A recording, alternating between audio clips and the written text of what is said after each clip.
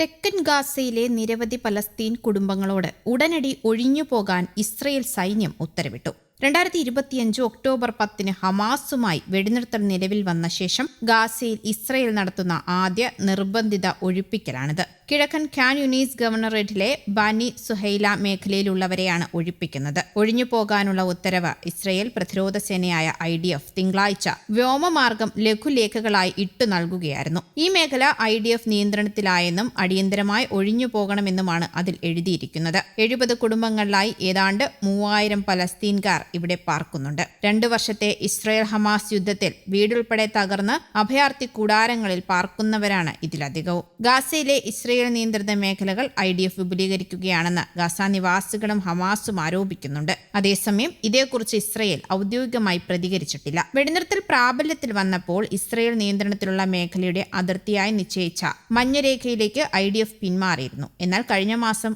മുതൽ ഈ രേഖയുടെ അതിർത്തി ഗാസയ്ക്കുള്ളിലേക്ക് കൂടുതൽ മാറി. ഇത് 5ാം തവണയാണ് സൈന്യം മേഖല വിപുലീകരിക്കുന്നതെന്ന് നാട്ടുകാർ പറയുന്നു. ഓരോ വട്ടവും കൂടുതൽ മീറ്റർ ഉള്ളിലേക്കുള്ള പ്രദേശം സൈന്യം വരുതിയിലാക്കിയിട്ടുണ്ട്. ഈ നടപടികൾ വഴി 9000 പലസ്തീൻകാർ കുടിയൊഴിപ്പിക്കപ്പെട്ടു എന്ന് ഹമാസ് ആരോപിക്കുന്നു.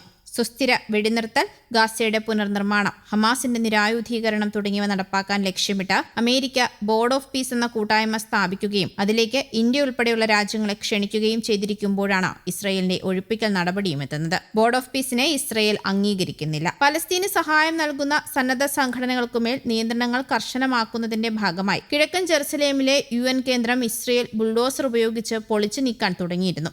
ഷെയ്ഖ് ജറ പരിസരത്തുള്ള കേന്ദ്രത്തിലുണ്ടായിരുന്ന ജീവനക്കാരുടെ ഉപകരണങ്ങൾ ഇസ്രയേൽ സേന കണ്ടുകെട്ടുകയും അവരെ പുറത്താക്കുകയും ചെയ്തതായി United nation relief and works agency അറിയിച്ചു. ഹമാസുമായി ബന്ധമുണ്ടെന്ന് ആരോപിച്ചാണ് ഈ നടപടി. എന്നാൽ ആരോപണം UN നിഷേധിച്ചു. ഇതൊരു ചരിത്രപരമായ ദിനമാണെന്ന് ഇസ്രയേൽ സുരക്ഷാ മന്ത്രി ഇത്താമർ ബെൻവിർ വിശേഷിപ്പിച്ചു. UN കേന്ദ്രങ്ങളെ ലക്ഷ്യമിട്ടുള്ള 2ാമത്തെ ആക്രമണത്തിൽ കിഴക്കൻ ജെറുസലേമിലെ വൊക്കേഷണൽ സ്കൂളിന് നേരെ ഇസ്രയേൽ സേന കണ്ണീർ വാതകം പ്രയോഗിച്ചു. 300-ലേറെ പലസ്തീൻ അഭയാർത്ഥി യുവാക്കൾ ഇവിടെ സാങ്കേതിക പരിശീലനം നേടുന്നുണ്ട്. അതേസമയം US നേതൃത്വത്തിലുള്ള സൈനിക ഏകോപന കേന്ദ്രത്തിൽ നിന്ന് ഉദ്യോഗസ്ഥരെ പിൻവലിക്കുന്നതിനെക്കുറിച്ചുള്ള ആലോചനയിലാണ് പല യൂറോപ്യൻ രാജ്യങ്ങളും. അതേസമയം ഗാസ സമാധാന സമിതിയിലേക്കുള്ള ക്ഷണം സ്വീകരിച്ച് UAE ഉൾപ്പെടെ വിവിധ രാജ്യങ്ങൾ. ഗാസയിലെ സമാധാന നീക്കത്തിൽ നേതൃപരമായ പങ്കുവഹിക്കുന്ന ബോർഡ് ഓഫ് പീസിലേക്കുള്ള ഡൊണാൾഡ് ട്രംപിന്റെ ക്ഷണം സ്വീകരിച്ച് UAE president Sheikh Mohammed bin Zayed Al Nahyan രംഗത്തെത്തി. ഗാസയ്ക്ക് വേണ്ടിയുള്ള ട്രംപിന്റെ 20 ദിന സമാധാന പദ്ധതി പൂർണ്ണമായും നടപ്പിലാക്കേണ്ടതിന്റെ പ്രാധാന്യം പ്രതിഫലിപ്പിക്കുന്നതാണ് തീരുമാനമെന്നാണ് UAE പ്രതികരിച്ചത്.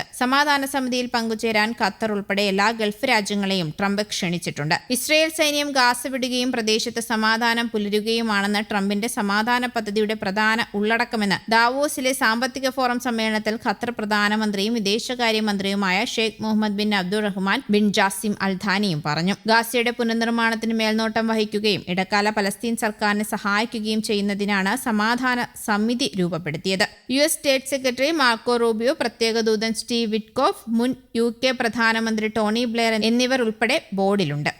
News desk, Kerala Kaumudi.